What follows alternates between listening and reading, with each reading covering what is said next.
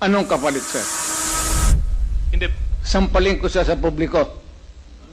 Hindi. Wala naman. Hindi, ngayon na.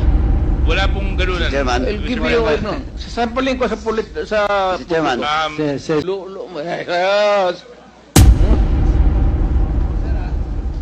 Grabe, ang daming nakapanood ngayon at viral na dahil nag-init ang ulo ni dating Pangulong Rodrigo Duterte nang nakaharap niya sa Kongreso si dating Senador Antonio Trillanes. Panoorin mo ang video na ito at ikaw na ang humusga. Yes, Your Honor.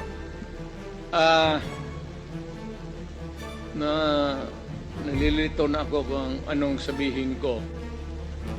Pero sabi ko kung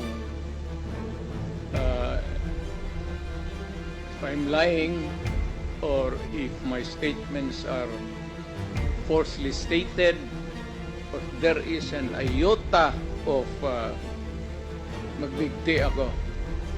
So, in the same manner na kung magbigti ako si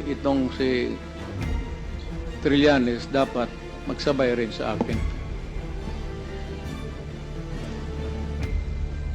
Okay, duly noted of your thoughts, Mr. President. Former Senator Trillanes, you're recognized. Maraming salamat, Mr. Chairman.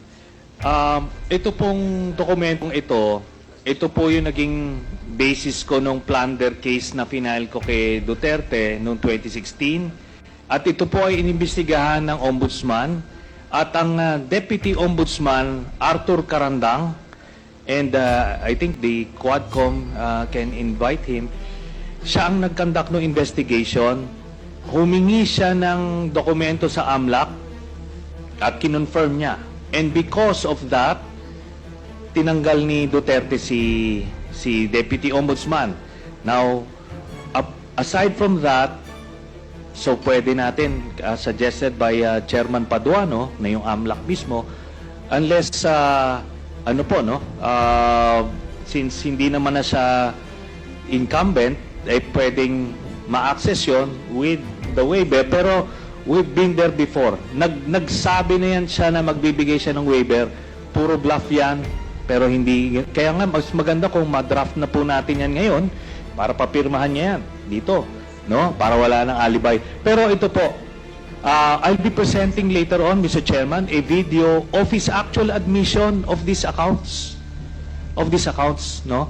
So, ito naman pong mga cheque na in-encash, in-extract lang namin from that long list. Mga managers' checks po yan, hindi nawawala sa system po yan.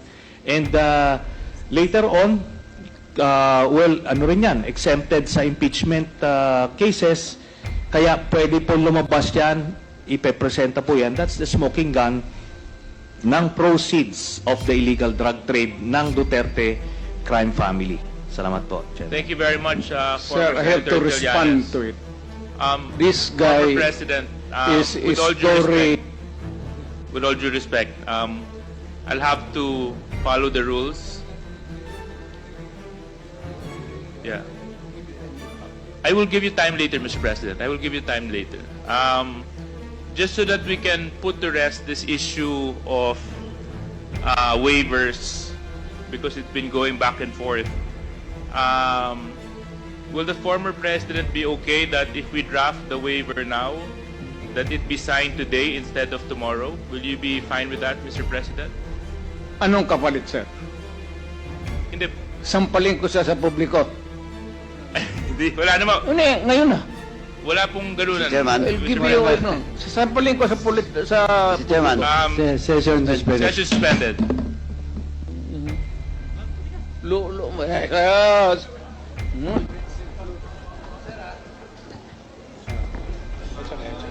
Sabi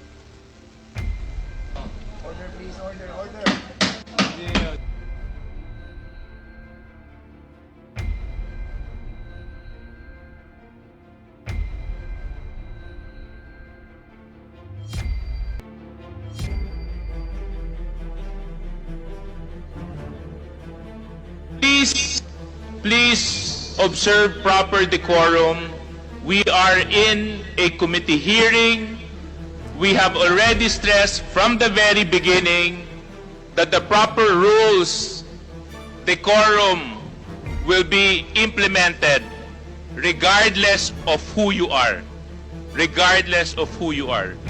We live by a set of rules in this committee, and those set of rules will be followed, and those set of rules will be implemented. Isang pagpapatunay na sa kabila ng kanyang edad ni dating Pangulong Rodrigo Duterte ay ipinakita niya pa rin ang kanyang tapang sa harap ng mga kongresista. Kaya naman i-share mo na ang video na ito, ikaw bilang isang Pilipino, kung ikaw ang tatanungin, ano ang masasabi mo sa harapang Rodrigo Duterte versus Trillanes? Well, i-comment mo na ang iyong reaksyon sa video sa baba.